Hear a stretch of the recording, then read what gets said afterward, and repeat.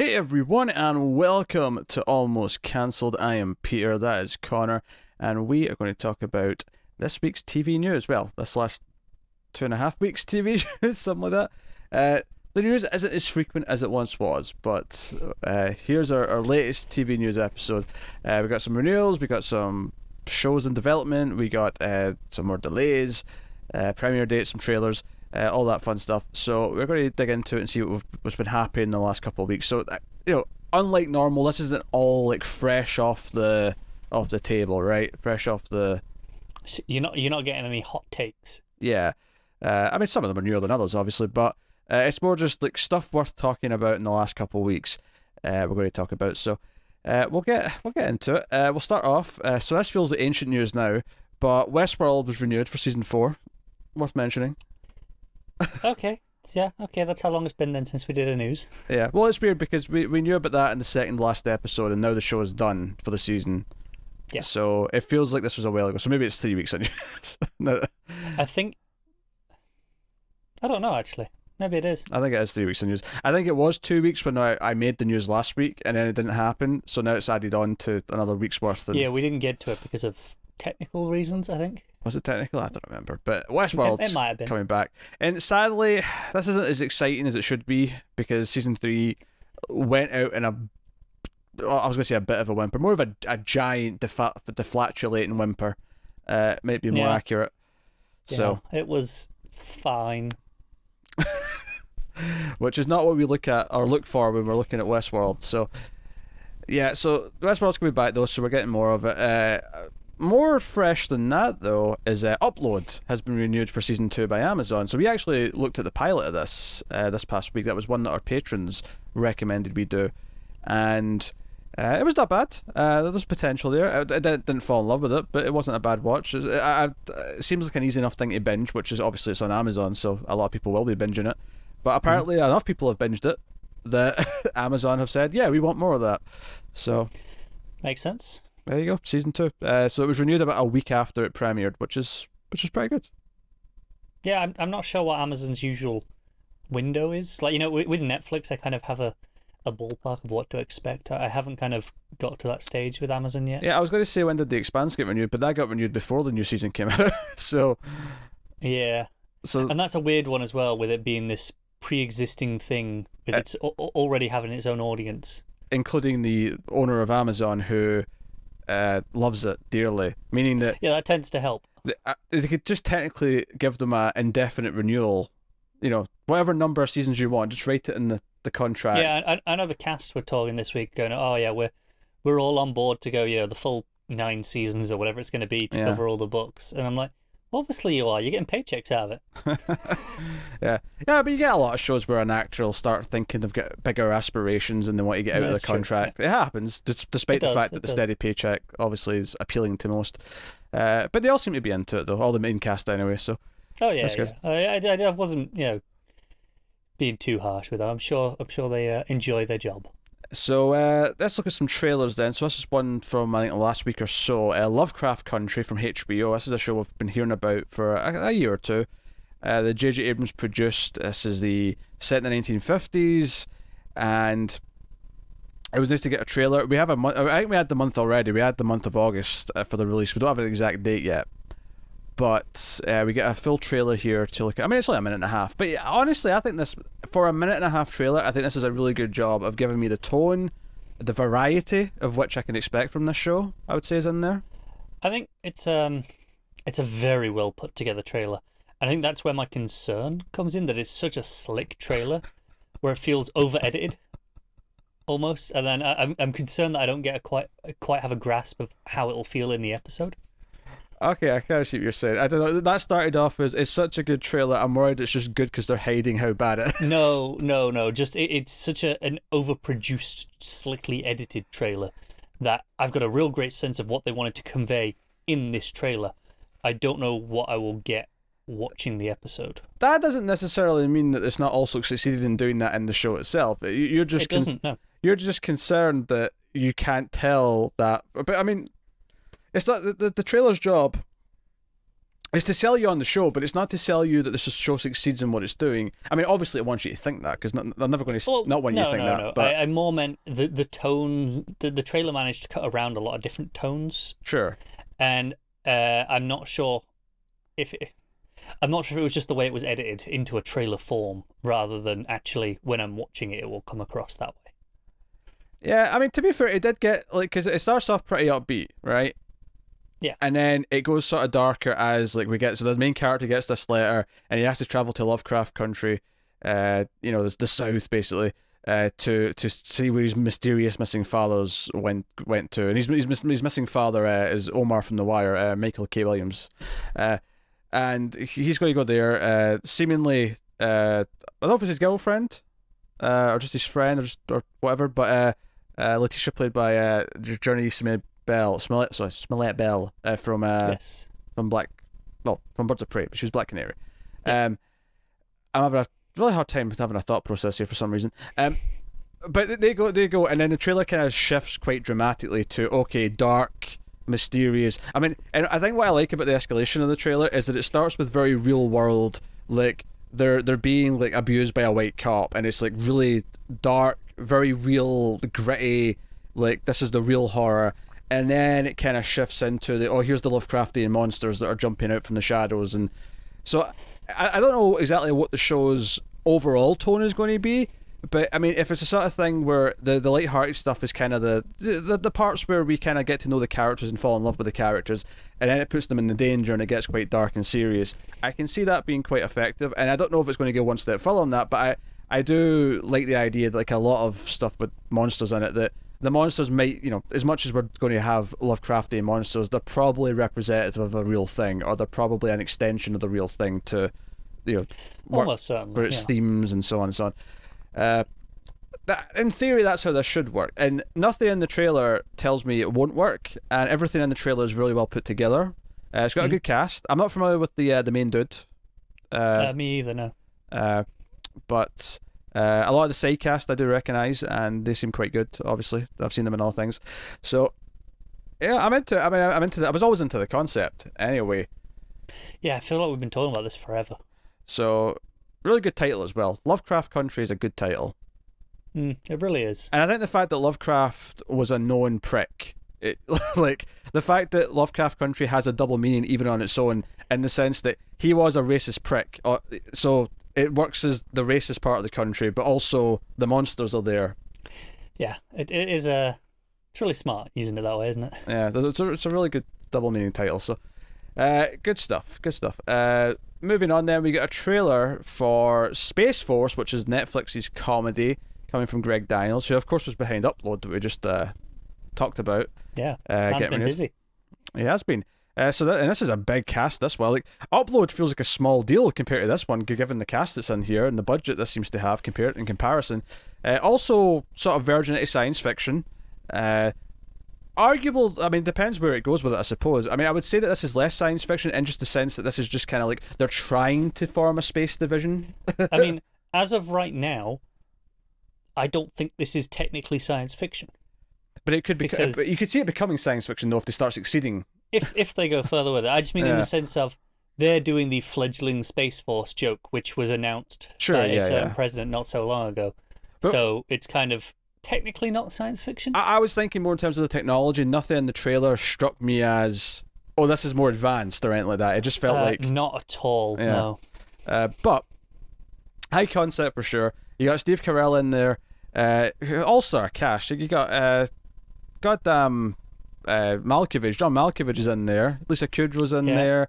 You got Ben Schwartz is in there. Bunch of faces. I recognize pretty much everyone in this trailer. Yeah, full of people. Trailer was just okay. I think I liked it more than you did. I have a problem with comedy trailers in that sometimes I feel that they're trying too hard, and I end up not laughing at anything in the trailers. And it's not necessarily that I think because I might very well like this show. I can see this show being funny and good, but this trailer fell flat for me. And from a conceptual level, I get what it's doing, because the big sort of money moment of the trailer, it sets up the plot, and there's this moment where Steve Carell goes into his office because he's stressed out because nothing's working properly. He hates this job. He didn't want this assignment to run this stupid division. He thought the whole thing was a joke before before they were like, "You're running it." Yeah, and he goes into his office, and sort of as like a stress release thing, he starts singing a song he likes, and then the music actually comes in, and it does like a montage to this song, and it cuts back to him at the end of the montage, and he sort of straightens up as if, okay, I've had my little fix, and I can straighten up again and be corporal general dude again, and so from a structure standpoint, I think the trailer is actually well put together. But in terms of actually convincing me I'm going to laugh, it did nothing. Fair enough. I chuckled a couple of times, which in a 2-minute trailer is usually a good sign for me. Yeah, I mean, comedies have a hard time, especially since I feel like sometimes comedies I don't like the trailers, and sometimes if I do chuckle a couple times in a trailer, the movie will be an unfunny mess, and the only reason why the moment was funny is because of the way it was cut in the trailer. So yeah. I've definitely seen that before. I find it very hard. You were saying how it's very hard to judge Lovecraft Country. I feel like at least that I get a sense of quality behind it, so I have more trust in what they're doing. Now, admittedly, the same people cutting the trailer aren't always necessarily that involved with the product itself. But I feel like with comedies especially, I almost can never tell if I'm going to care about the final thing based on the trailer. Think, honestly, there's a weird middle ground where this kind of hits that level of where, I said, I chuckled a couple of times. Where for me that tends to be an indicator of, I'm going to like this, because if I'm laughing too much in the trailer, that tends to be a bad sign that they've just thrown all the best jokes in the trailer. That's all they've got, and there's nothing else there, and it's just, okay, this is going to be a long disconnected mess with a couple of funny moments that I've already seen. Whereas if I just chuckle a couple of times, it's enough to know that I kind of on board with a sense of humour, but there's going to be a lot of it usually. It's much more sprinkled throughout. Of course, if I don't laugh at all, that's generally a bad sign, because I'd like to get a sense of the comedy beforehand. So I'm fairly positive on this based on my reaction, but again, it's not really a scientific method for judging the trailer, is it? It's just past experience has taught me that this sort of reaction tends to be pretty good for me. Yeah, well, it's out on May 29th, so yeah. Not that long for people to check it out and see for themselves. So that's the end of the month. And then likewise, although we actually this is kind of a big deal actually, is that we have HBO Max launching at the end of the month, May 27th specifically. But bizarrely, because they've got a lot of originals coming on launch day, but most of them are either unscripted or they're game shows or there's like a kids show, I think. It's a real mix of different types of content. And the only thing, as far as I could tell anyway, that is a straight sort of scripted show, a drama, although in this case it's more of a romantic comedy drama, is Love Life, and we got a trailer for that. We got trailers for all these shows, but the rest of them, most of them aren't anything we'd ever look at. So this was the one, and it's got Anna Kendrick, which Connor's got an unhealthy obsession with. So it is not unhealthy. It is perfectly reasonable. I'll ask your girlfriend, see if she thinks it's unhealthy. So Love Life, Anna Kendrick. It's honestly, the premise seems pretty simple. It's just she broke up with the guy from Devs, and it's like 2 years later he's back in town and she's still single and she's annoyed that she's single. So it's her and her friends talking about how she needs to get a boyfriend and her trying to have all these awkward dates. And it's basically just a show where Anna Kendrick gets to walk around being Anna Kendrick, which means Connor's probably in love with it and can't wait to watch it. What I actually thought was the most interesting was something that was in the description where it called it an anthology series. I assume that's per season. Well, I thought that, but then I did consider it could be each episode is like a different person that she tries to go on a date with, and it's cutting around like the timeline a little bit. Which, if it is that, could be really interesting. It could be. That said, though, I don't think they'd get Anna Kendrick back for another season. So no, I agree. But so it could be an anthology in both ways. Like it could, yeah. Because if they do a season 2 in some capacity, I can't see it being Anna Kendrick coming back for that. So it would be someone else who wants to do a season who can come in and be like, "Hey, I'll be the star this year." Yeah, it's kind of funny to me that both HBO Max and Disney Plus launched with an Anna Kendrick thing. What was the she was, Apple one? It was the Christmas movie that Disney Plus had. Disney Plus. I thought you said Apple. I don't think I did, but I mean, now I'm not confident. In my head, I heard Apple. That doesn't necessarily mean you said it though. So it says a lot that I'm not sure that I didn't. Well, Anyway, not for us, I don't think. There was nothing here that made me even want to No, try I it. mean, I might check it out just because, but it's not like Yeah. our usual sort of content to review for sure. Yeah, it looks like it's fine for what it is, but it's just not our sort of thing. Definitely not my sort of thing at the very least. Definitely. So that is Love Life. That's coming May 27th, which is the launch day for HBO Max. And worth mentioning, actually, Lovecraft Country at the end of the trailer said, you can also stream it on HBO Max. So they're kind of doing that duplicate branding there, which Yeah. I'll be interested to see how long that lasts before HBO just is HBO Max and vice versa. I guess the only distinction is the HBO is the broadcast channel, but how long before that's just the broadcast channel that broadcasts stuff that's made for HBO Max, Yeah, I mean, right now it feels like they're just sharing back and forth, right? Yeah. Like everything that HBO produces as the broadcast channel, we'll just put it on Max and it will be streamed on there, and vice versa. Whereas on Max, maybe they'll just throw it up, maybe they'll have a schedule, but they'll have maybe a different schedule and be like, well, we'll broadcast it on the network when we have a reasonable time slot for it. I guess what I mean is that I can see them eventually saying, you know what, we're actually wasting money by having two separate divisions making content. We won't necessarily cut how much content's being made, but just by making it one division, it cuts out maybe, I don't know, 20% of the jobs because we're not duplicating roles. Yeah, They could be the same person. I think the advantage of keeping them separate right now is your broadcast schedule. Whereas, Oh, sure. right now they have, okay, the Sunday night slot, that's the prestige slot that, okay, this is where we want to hit. Whereas on Max, it could be, right, every day of the week we have something different, which HBO, the channel doesn't really do as much of. I mean, I could easily see it just being a case of HBO becomes where they premiere content for Max, but if you don't actually have a broadcast version of HBO, then don't worry, 9 p.m. on the Sundays when it pops up, you'll get the stare. Could be. I could see that happening. Next up, Penny Dreadful City of Angels, the reboot of Penny Dreadful, obviously. Showtime actually put this out for free. The pilot, that is. Not the whole thing. But the pilot, the first episode of the reboot. Yeah, I heard good things. They put out on YouTube and show.com.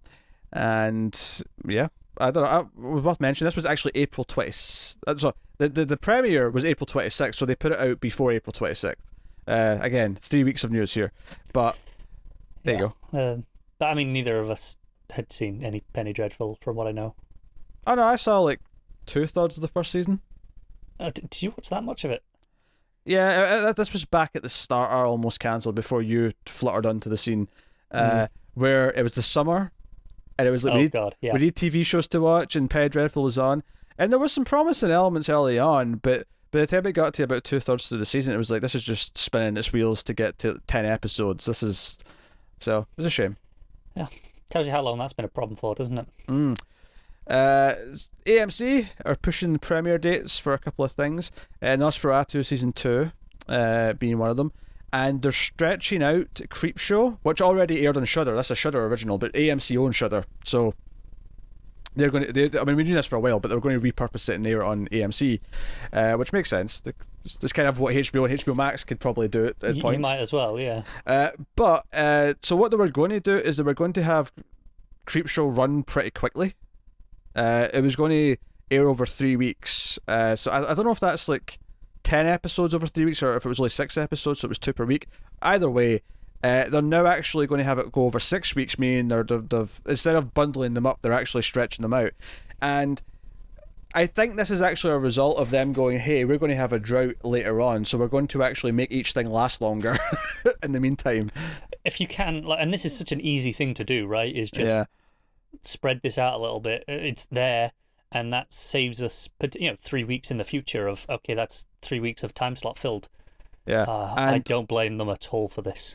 And if you wanted points for guessing correctly, yes, that means Nosferatu season 2 has been pushed back about 3 weeks. It was meant to be premiering on June 1st and will now debut on June 21st. So, yeah, 20 days. So exactly 3 weeks. Yeah. Well, minus 1 day. Yeah. But yes, they changed the day it was on. Yeah, that's weird. But that's what's happened. So it feels like, okay, they've got that season ready, but if they can start it 3 weeks later, that means there's less of a gap later. It just helps something in the future. Honestly, right now, I don't blame anyone doing this sort of stuff to make their content last as long as they possibly can. Yes. Lucky for us, we just have to sit in front of a computer and do our content, so it's a bit easier. Yeah, they just need to keep giving us content. Yes. We can talk about old content. It's fine. It's true. Easy peasy. Just brief bit in terms of production has been halted. I thought this one was interesting. Sky has halted all originals. All international drama productions have all halted and will not start production again until at least spring 2021. And I thought this was notable just because of how much of a time it was. It was like, no, we're not even starting until next spring. Yeah, and we don't cover a lot of this stuff. They do a handful of like co-productions with HBO mainly. Honestly, Chernobyl might be the only big thing that we've ever really done. Yeah, like, I can name a handful of them, but none that we've really covered that have really been to our tastes for the most part. But it's still like, you know, they're a big production company, you know, that are doing this, and if they're taking that leap, I can see others following suit. Although I have an alternate news here. So New Zealand's saying they're ready to go. New Zealand's that's because New Zealand handled this like absolute pros. I haven't been keeping track of how New Zealand handled anything, but New Zealand's health and safety production protocols have been endorsed by the national government, and they revealed that production can restart in the country after it was halted by the pandemic. I'll just gloss over the keyword there. But some shooting's already underway. Notably, this means that the Avatar sequels and the Lord of the Rings TV show can both get back on top. Yeah. And to be fair, there was actually set photos of Avatar from over the winter period, so there was actually shooting. There was evidence of shooting happening, and I may be one of the 6 people on planet Earth who is excited for Avatar 2, but I'm looking forward to it. Screw you all. I'm down for Lord of the Rings. Just for context, New Zealand have had 21 deaths. That's it. So not surprising that they're able to open back up. Good. Hey, good for them. Yeah, no, they did a good job. There's no getting around that. We should all take a lesson from New Zealand. Unlike some of us. Let's not get into it. This is not that show. I know. I'm just saying, collectively, some countries could have done better. Just one thing, more on the pandemic. And again, this is a little bit out of date. This happened, over a week ago, and I watched it actually. But I did want to mention the Parks and Rec reunion special, which was done for charity to raise money because of the crisis. And they actually smashed it because they said that NBC said they'd match donations up to $500,000, and it made something like $2.8 million. So, they matched that, and then obviously, I'm glad for their sake they put a limit on how much they would match. I think they always do it just because they're not idiots. Yeah. They can't. I mean, maybe they can't afford it and they're not willing to, but regardless. I mean, still like $500,000. That's not. Oh, it's not bad. That's not chump change even for them. Yeah, so that's good. So basically, what this was, it was them in the real world context of this is happening. So they're all Skyping in. What's funny though is that the last season of Parks and Rec was set in the future. So I think this technically means this was set before the final season. I could be wrong though. How far in advance was the final season set? I don't think it was that far, although I could be wrong. Honestly, maybe right. I'll be honest, I think I'm misremembering how long ago Parks and Rec actually ended. I'm kind of curious now, when was the final season set? Because I don't. The final season finished airing, I think, in 2013. It might have been. It was definitely after 2015, because I remember there being a joke in the finale about Ben uttering the date of Star Wars' Force Awakens release date in his sleep, and that's why Leslie remembers that date. Yeah, so it finished airing in February 2015.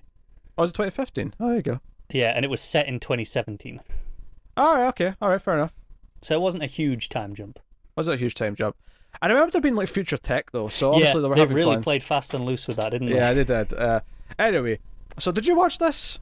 No, honestly, I liked Parks and Rec. I've watched it. I enjoyed it. I just had no interest in watching this whatsoever. Hey, Parks and Rec's one of the best comedies of all time, right? It's pretty good. It's one of the best of all time. Anyway, so this was kind of a mixed bag, but I will say, because the first half was kind of like each person shows up, and they kind of just remind you of their character by doing either a signature thing their character would do, or remember what this character used to always say, or whatever. So the first half wasn't that good. there was a lot of weird little jokes to explain, because I mean April and Andy, for example, are supposed to be together, but obviously they're Skyping from their real houses, in real life, so they're not with each other.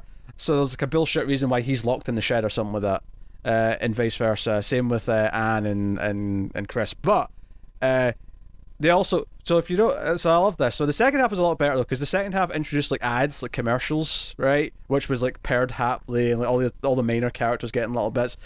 But they actually, so how in real life, Ron Swanson, Nick Offerman, he's married to the actress who plays Tammy too.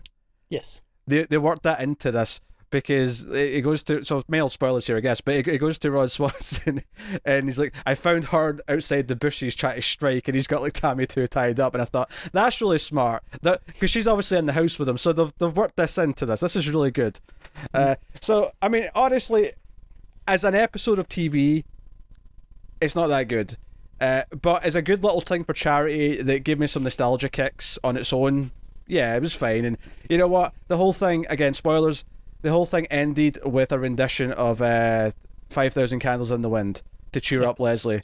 So they all sing along to that, and I'm not going to lie, I got a little emotional listening to 5,000 Candles in the Wind, because, and the whole time Ben's still, again with this song, he's the odd one out still, it's great.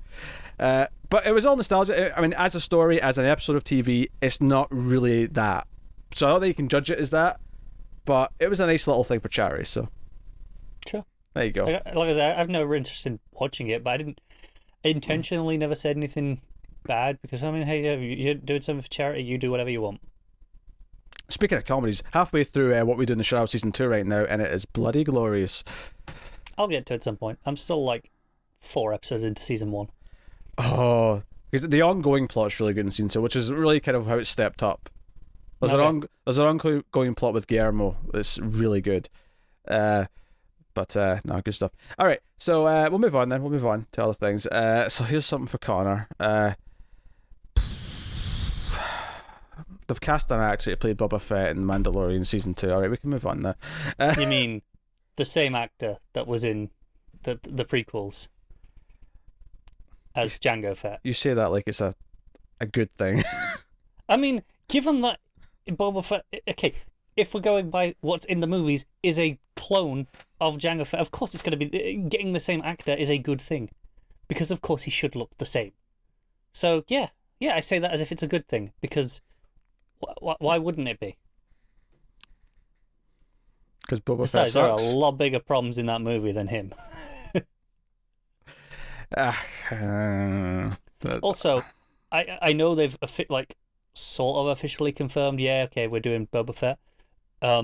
One, I hope this is some flashback material with Mando's younger stuff, so we're not just kind of, bringing him back to life after 6. 2, I would really like to see the actor also maybe play like some clone, like maybe get some Old Man Rex going on. I'd be down for that. My decision to not watch any more of this after season 1 was finished is just bearing fruit right now. Bearing fruit. And I'm delighted. Well, we're getting Boba Fett, we're getting Ahsoka. Oh, it's all coming up, Mando. And I'm not going to watch any of it. It's going to be glorious. And miss out on the best TV event of the year, probably. Name one other TV event of this year. Better Call Saul. That's not an event. That's just a show. It's an excellent show, but it's not an event. This is just season 2 of a show. Yeah, but it's an event. No, it's not. Shut up. All right, next up. This is a weird story, this next one. I was under the impression of something, and this kind of has dampened my expectation. No. I know exactly what this story is. I won't ruin it. I saw this earlier in the week. I went, oh man, Pete's just enthusiasm in this just dropped. Now, don't get me wrong. This could end up still being great, right? This could still be fantastic. But I was under the impression that Sam Esmail was working on New Battlestar Galactica. He was the head man, he was showrunner, and he's still executive producer, he's still involved, he's still behind the wheel in some capacity. But they've hired this new guy who they were actually calling the showrunner and the lead writer, and I'm like, wait, that's not Esmail? I thought that was Esmail. What are we doing here? It's entirely possible that Esmail's role in this may actually be a lot more like Homecoming. I can see him directing a lot of this still, which would still be great. Potentially. Well, here's the thing though: is it like Homecoming season 1 or is it like Homecoming season 2? Well, that's We'll a weird see. statement. We've not seen season 2 yet. No, I mean in terms of his involvement. Well, why would he get the job if he's not going to be at least somewhat involved? Because they give him a name to attach to it and executive produce. And Homecoming season 2 is a thing that exists as a sequel to what he did that it was heavily involved in. I can't buy that he would go straight to that level of involvement in something. I mean, maybe I'm wrong, but that feels like a weird non-equivalence to me. I don't know. It feels like it's after hearing this news, I'm like, well, maybe it is. Now, I know why you think I'm going to be upset by this because of what this guy's previously done. And yes, he did work on The Little Drummer Girl, okay? And also was the writer of the Assassin's Creed movie. That is also true. But he is working from source material here. He's working with the guidance of Sam Esmail. He's working with a property, not only that I like, but just in terms of concept, is much more to my taste.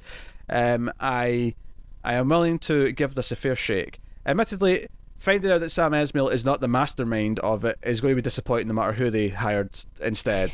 Right? Pretty much, yeah. Because I was expecting 100% Sam Esmail, Battlestar Galactica, and now I'm getting maybe 20% Sam Esmail, Battlestar Galactica. If you're lucky. And you know what? Fine. But if he influences the visual style on that, I mean, it could still end up being a really cool show. It could. We will really need to wait and hear more details in the future about his involvement, whether or not he is directing episodes. Maybe he directs just the first one and sets a style. Which can still have a big impact on it as well, to be fair. Oh, absolutely can. I mean, we've talked a lot about the past about how guest directors for a first episode can really establish a style for any show. So say we all. So we will move on to the next story. HBO Max, we're back to them. Sarah Silverman and Seth Rogen are teaming up to voice a Christmas-themed adult animated comedy from the streaming service. 8-episode, half-hour series will be written by showrunner Alexandra Rushfield, executive producer on Hulu's Shrill, and was also an EP on Parks and Rec. Hey, look at that. Everything comes full circle. It's called Santa Inc. It is the story of Candy Smalls, played by Silverman, the highest-ranking female elf in the North Pole. This is a weird sense. When the successor to Santa Claus, Rogan, is poached by Amazon on Christmas Eve, as in Amazon.com. I think so. Candy goes for her ultimate dream to become the first female Santa Claus in the history of Christmas. Now, I'm not the biggest fan of either of these two people, but I have to admit that concept is actually pretty funny. I'll still probably never watch it. That's fair. That's fair. I'm getting... it's probably going to be a lot more baiting and adult. I mean, it even says adult in the... adult animated comedy. But I'm getting vibes of Arthur Christmas, which was actually a delightful little Christmas animated movie, if you're in the mood for one. The only reason I know what that movie is because one of the managers at work looks exactly like Arthur in that movie, and it's hilarious. Once someone noticed and kind of told everyone, we're all like, oh my god, yes, he does. Fair enough. But that's just alright. Jim Broadbent Santa in that, and it's the screw up kid trying to prove that he's because Christmas has become very commercial. It's like a whole operation with like a control room and all that, and he wants to just take a sled out and go deliver a present. The horror. The horror. Kids. How dare he deliver presents? Speaking of animated comedies, though, we have FX ordering one. A lot of names attached to this one. FX Networks has given a formal pilot green light to Little Demon. The half-hour animated comedy stars Di DeVito, his daughter Lucy DeVito. I'm not actually familiar with her. I mean, obviously I get that she's a daughter, but I mean, I've never seen her in context in her own right. Yeah. No. And Aubrey Plaza. Parks and Rec. Once again, we're back to Parks and Rec. And it comes from Di DeVito's Jersey Films, Second Avenue, Shadow Machine, and FX Productions, with Rick and Morty co-creator Dan Harmon executive producing. So we've got some Community in there, which I'm all for, because I love Community. Also one of the best comedies of all time. So, yeah, you can screw your face up all you want, but yes. You're just pissed off that I've still not watched Archer, and I love Community so much. Actually, I wasn't even thinking about Archer there. I just... Community, I think, is overrated. I think it's funny, but it's not one of the best comedies of all time. It is. Alright, so here we go. A little demon 13 years after being impregnated by the devil. Keep going. I got confused there. I thought it was saying that Dia DeVito got impregnated by the devil, but he's the devil. He plays the devil. Okay, that makes more sense. I got really confused there for a second.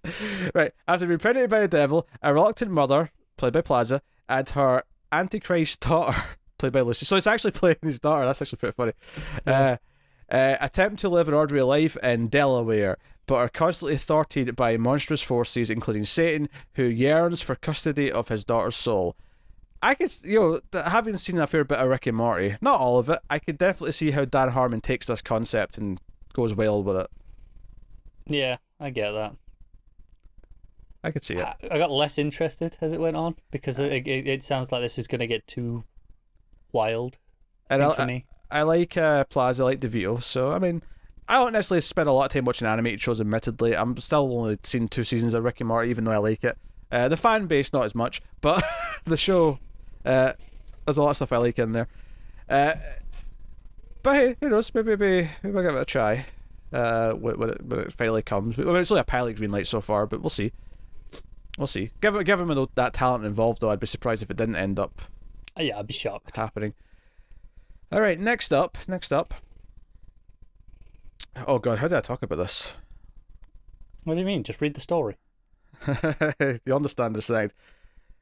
So this new show that's been in the works at Freeform, right? They're doing a comedy called Love in the Time of Redacted. Ah. Is Eileen. Yes, Eileen, which is a code word for what's going on right now, because we can't see it on YouTube. So the Forces in Good Trouble co-creator Joanna Johnson have teamed up with anonymous content to produce a limited scripted series called Loved in the Time of Eileen, but not really Eileen, you know what I'm saying, for Freeform. It's not, and for the record, the word they're using for this is what you would also call the beer, just that part. Yeah, I figured, because that has the rhythmic flow. Yes. Yeah. So it's a 4-part romantic comedy that takes a look at the search for love, sex, connection during a time of social distancing. It's called a lot of Skype sex, is what it is.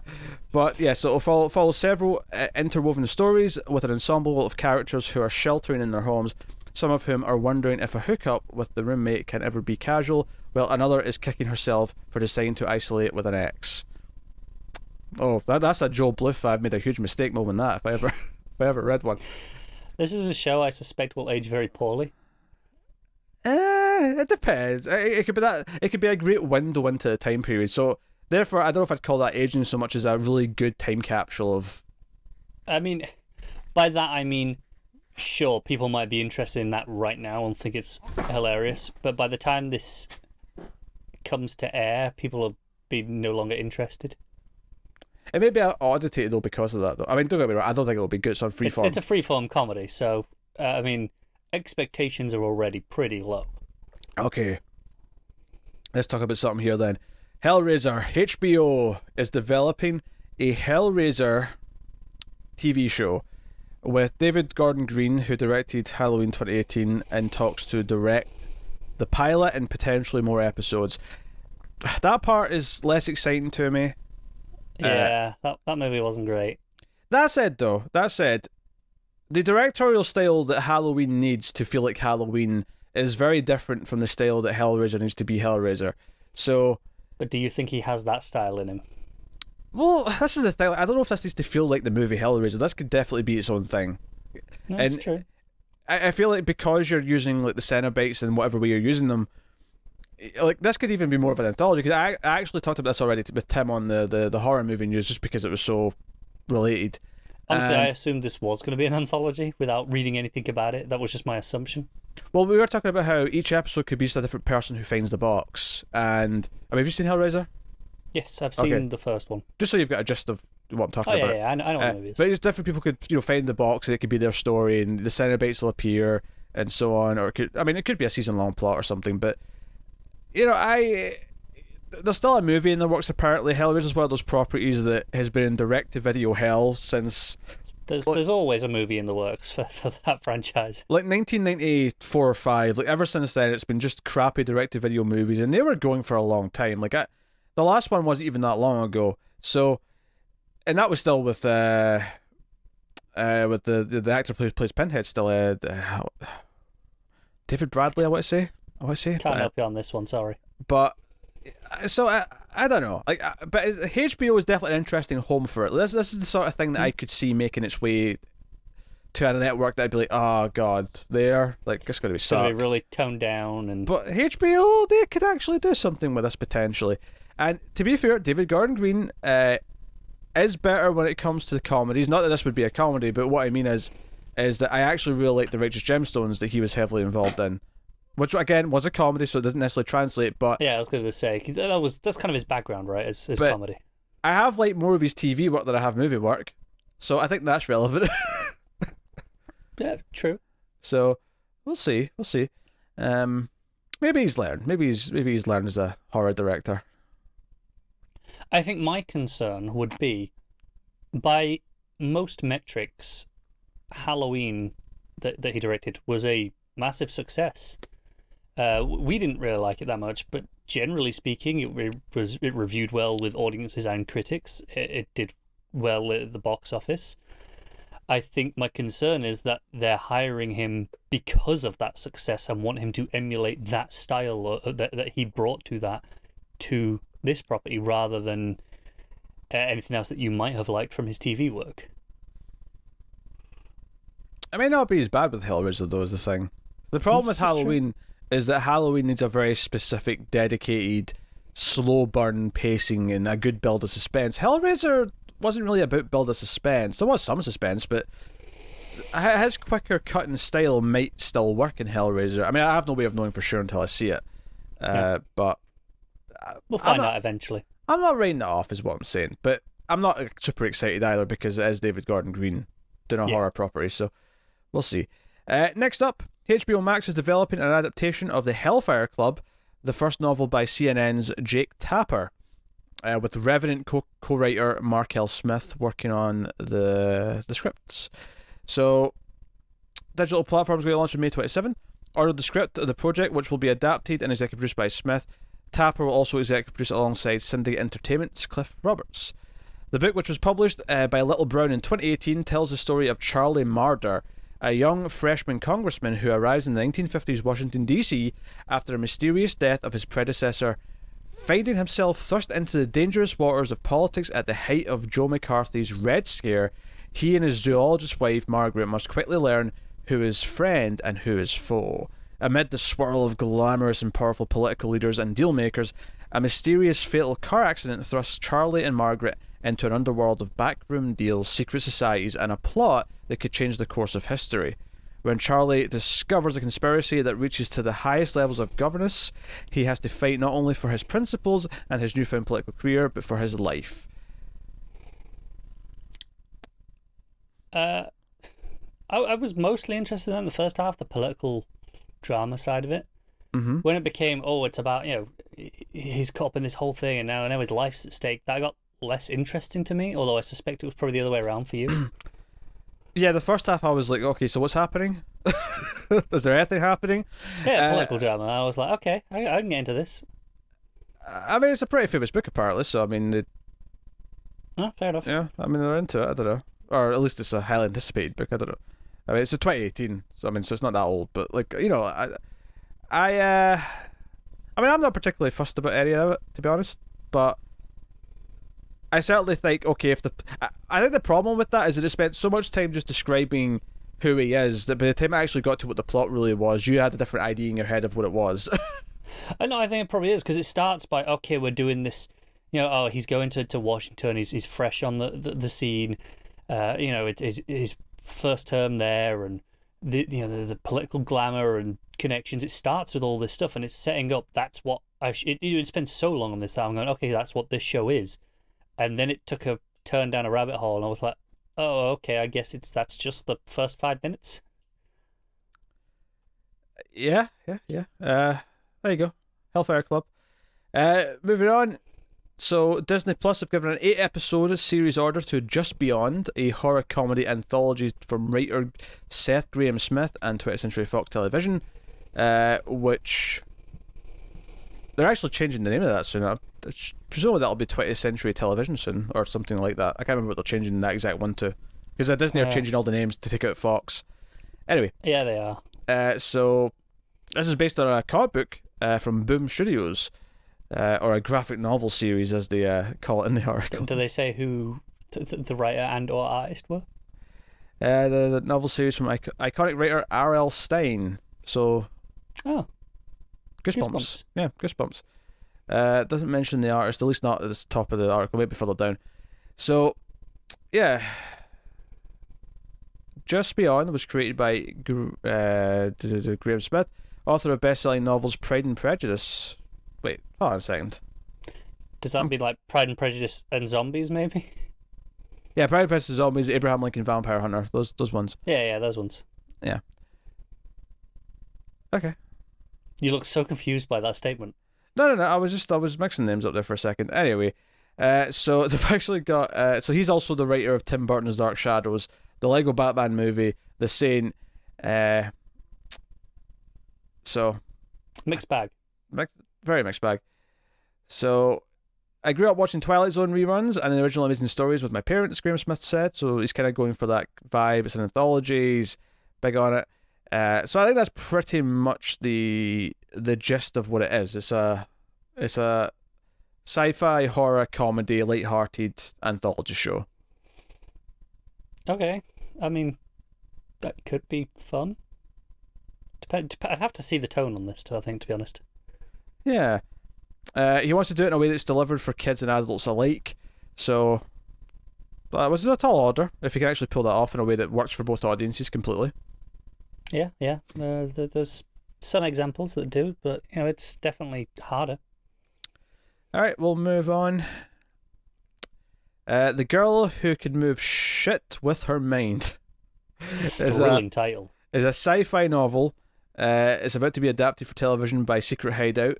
They nabbed the rights to it. So Alex Kurtzman's company, which is behind Star Trek franchise right now, has an overall deal with CBS Television Studios. And they're developing it after scoring the book option. I mean, that doesn't necessarily mean it's going to be for CBS. In fact, I'd be surprised if it was. I mean, I'd much more likely to expect it on CBS All Access than CBS itself. Yeah. So it tells the story of a woman with telekinetic abilities who works as a secret government operative and was described by author Maria Lewis as Alias meets X-Men in a grimy LA setting. I mean, that sounds kind of interesting. Yeah, it's not bad. Not bad. It follows Tegan Frost, who is having a hard time keeping it together. She's got telekinetic powers, a skill that the government is all too happy to make use of, sending her on secret break-in missions that no ordinary human could carry out. I take it back, this could totally be on CBS. But all she really wants to do is kick back, have a beer, and pretend she's a normal for once. But then a body turns up at the site of her last job, murdered in a way that only someone like Tegan could have pulled off. She's got 24 hours to clear her name, and it's not just her life at stake. If she can't unravel the conspiracy in time, her hometown of Los Angeles will be in the crosshairs of an underground battle that's on the brink of exploding. I think the title makes it sound a lot more interesting. I mean, there's nothing wrong with the main plot, but you could definitely see how it could just be a crappy generic network TV show with that main plot.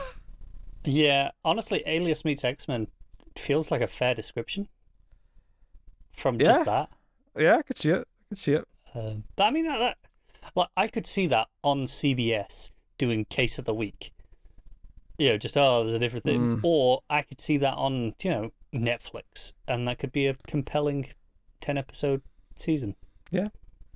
Next up, Disney Plus. So here's another one for you. It's developing a female-centered Star Wars series that will be written and showrun by Leslie Headland, co-creator of Netflix series Russian Doll. Yeah, swings and roundabouts in that story. Because was not a fan of that show, but I've not seen anything else from her, so who knows how indicative that is. Plus, more Star Wars. I want more Star Wars. Of course you do. There's too much Star Wars already, though. No such thing. But so they're not telling us what the plot is, but apparently the understanding is it's a female-driven action thriller with martial arts elements set in an alternate timeline from the usual Star Wars universe. Alternate timeline? Okay, I hadn't seen that little tidbit. That's interesting. I'm intrigued as to what this is. I'm sure we'll get more details at some point. They're doing the verse of the Mirror Universe. They're going to have goatees. I'd watch the hell out of that. I only have goatees. All right, next up, FX Networks has ordered the first installment of an untitled BJ Novak. You might remember him as Ryan from The Office. Ryan started the fire, if you recall. But it's a half-hour anthological series. And it's an anthology. God damn, just say anthology. Writers. That was really fun to watch you trip over that. Anthological. I just need to not think about it as I'm saying it. I just need to fire it out, and it's actually not that bad. Honestly, looking at it as I'm trying to read it, see if I just try to say that without looking at it, it'd have been fine. I think the problem is you start seeing anthology, right? Yes. And that's got a different emphasis as to anthological, because You're right. It's on the second syllable in that one, whereas anthology is on the first syllable. Anyway, the project, which features a different cast in each self-contained episode, is described as an anthological... Bastards. You bastards! Anthological television series that uses the boldest issues of our times as a jumping-off point to tell singular character-driven stories about the world we live in today. The network is not providing further details on characters or plot lines at this time. Kind of tells me nothing about anything, except there'll be something new every episode. Yeah, there's a 2-part pilot, which will now serve as the first 2 episodes of the series. Okay, so the first 2 are going to be linked then, I assume? Maybe not. Maybe they want to, proof of concept that you can do this more than once. That's a good point. Yeah, maybe they did 2 separate stories. That's true. So yeah, that was ordered last summer. That 2-part pilot, and now they're ordering it to series for the first season. Yeah, I mean, this is one that I almost put in comedy because it's BJ Novak and because it's half an hour. But then the way they described it didn't sound like a comedy. It sounded like, no, they want to do serious stories. So I'm like, okay, I'll throw in the dramas. We'll wait and see on that. There's a kind of resurgence coming back of this half-hour anthology, isn't there? Yeah. Like, that's not comedies. Now, this is because I did these in different weeks. Some of this news is from a week ago. I would have definitely put this next to something else that was relevant had I remembered this story. But Goosebumps, a live-action series is in the works, based on R.L. Stein's best-selling books for small screen. So this is Scholastic Entertainment is behind it. Where are we for the details here? The series will be executive produced by Lekesi, along with Caitlin Friedman, Scholastic's SVP and General Manager. Goosebumps is one of the best-selling book series of all time, with more than 350 million English-language books in print, plus international editions in 32 languages. The original hit live-action Goosebumps TV series was rated #1 for 5 consecutive seasons in the 1990s. The series was an anthology, of stories about children finding themselves in creepy and unusual situations, typically involving supernatural elements. The property spawned 2 hugely successful motion pictures starring Jack Black, although he was only in the first one, right?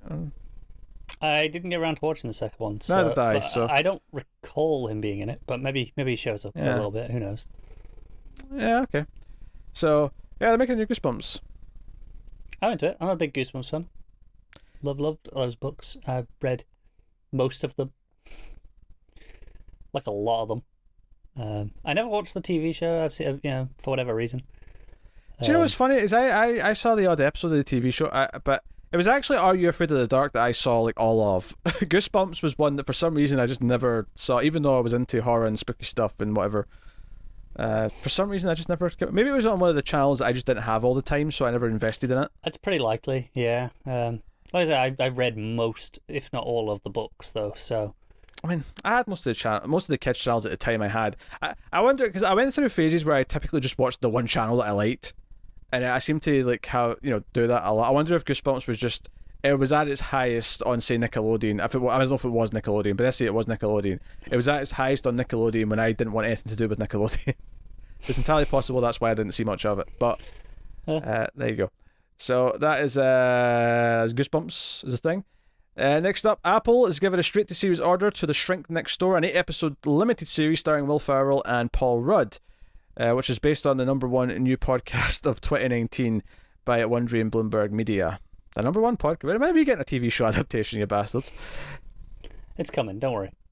Yes, heroic Scotsman vanquishes evil ginger and fight to the death. I think our That'll be the plot. audiences have a very different interpretation of this podcast to you. Hey, I'm predicting where it might go by the time it ends. It's very ambitious of you.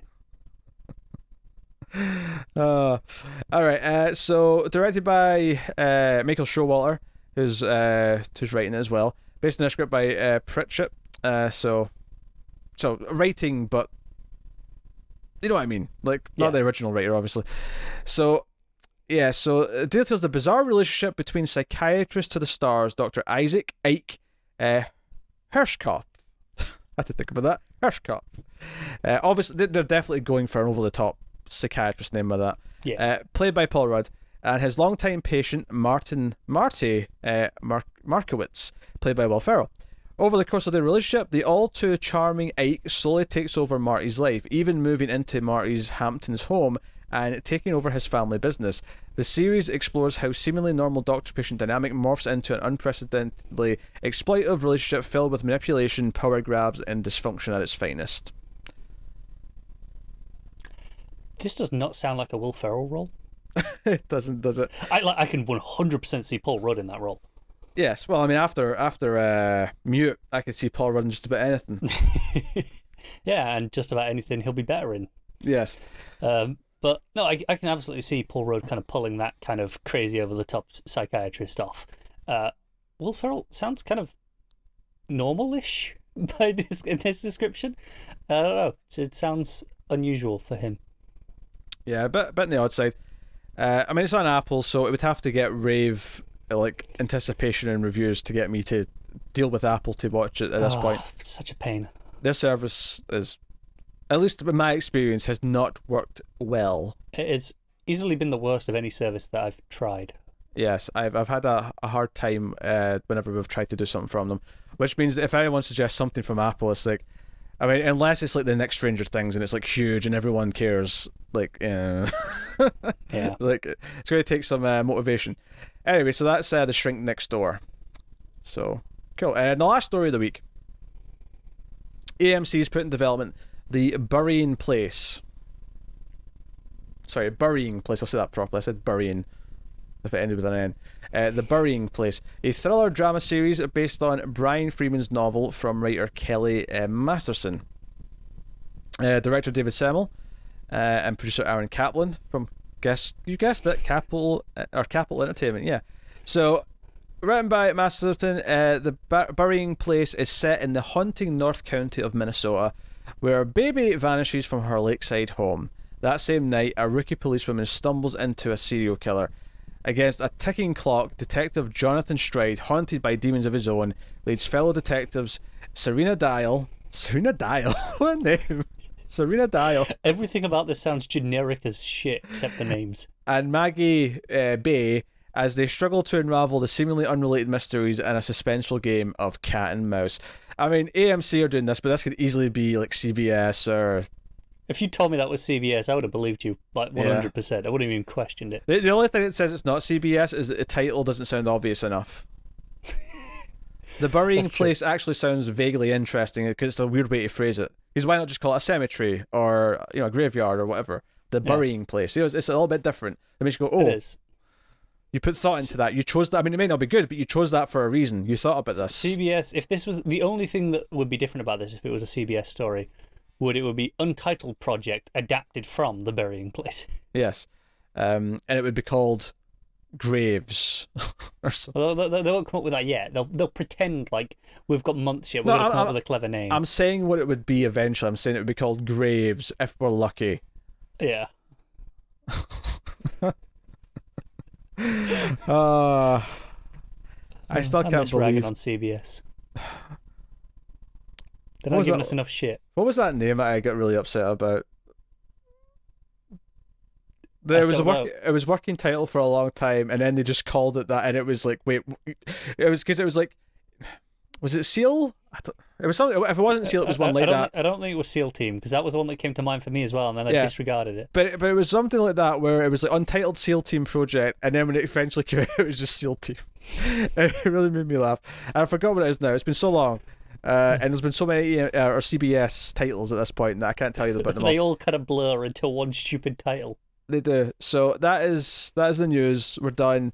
As for stuff, obviously the Westworld finale happened. We mentioned that earlier, but it's done, and we've done. We did the upload pilot.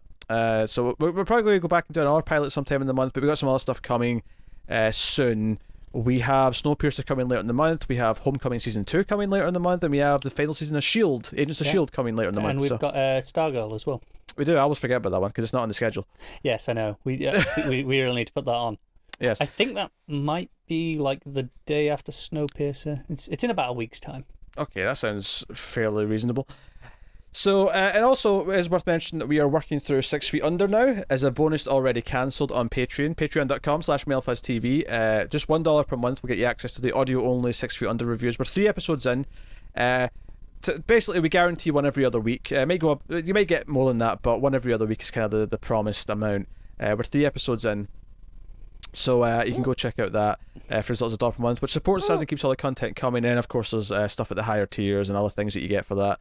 Bonus episodes of some of our movie podcasts, for example, you get as well at that $1 tier. So go and have a look and see if you're interested. Thank you to our Patreon producers as well, of course. Those are the $20 and up tiers. So thank you to David Short, Alison M. Fordyce, Cindy Palacios, and Tyler Hess. You know, I don't have them in front of me, and every time I've said those names in the last couple of days, I've said them in a different order, and I'm really worried at some point I'm going to say the same name twice and forget someone. It's entirely possible it's going to happen. Unless you already have and just didn't notice. That's entirely possible. I mean, and if people tell me I did, I'm going to check. Right? I'm not going to believe you, right? I'll check that I did it because I know you're going to take the piss. But anyway, so yeah, go to Patreon. You can like and subscribe. That's really important. It helps, lets people on YouTube know. It lets YouTube know, specifically the YouTube algorithm, that mysterious algorithm that gets content to more people. It lets that algorithm know that you like it and you want more people to check it out and think it's worth checking out. So give us a like and some comments and subscribings and all the rest of it. But yeah, that is us. So yeah. So hopefully you enjoyed the news. We'll be back. I didn't have to drink this time. That's how light the news is right now. Was this news an hour long? I just looked at the time. It's an hour long. I know. I just did that a second ago as well. That did not feel like an hour. How did we do this? That was weird. That did not feel like an hour long episode. Maybe that's just because did we just miss it that much that it flew in? I don't.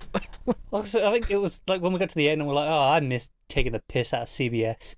We're not doing it on a regular enough basis right now, and that's what we miss. It's not like we sat and reminisced for more than like 2 minutes. No, but I think it's just in our minds we're missing those sorts of things that Eileen has taken from us. Yes, Eileen. I can't say Daddy-O anymore, so it has to be Eileen. Daddy-O, a lot of you won't get that reference. That's okay. Check out Comics from the Multiverse and go back and listen to all 201 episodes of that, and you'll understand why I made that joke. A lot of homework for you. It's a big commitment. Hey, sometimes we'll get a message from someone saying, "Oh, I found a podcast and I've listened to the first 100 episodes in the last month," and I'm like, "Whoa!" No, I've been there. Like, not with things that are as long as our comics episodes are, but like I got caught on a podcast a few months ago, History of Rome. That was a couple of 100 episodes, and I burned through it in like a month, and it was fantastic. Yeah, I've done it in the past as well. It's really surreal when someone says they've done it with our content. I'm like, ours is not that good. Why are you doing it with our content? Yeah, anyway. Especially at the length. Yeah, hey, people love it. They love it. So thank you very much. And as much as we're saying we don't understand it, we still appreciate everyone who does love our content. So thank you. But that is us. So thank you once again for watching or listening. We always appreciate it. Keep watching TV, guys. Have you got any vanilla?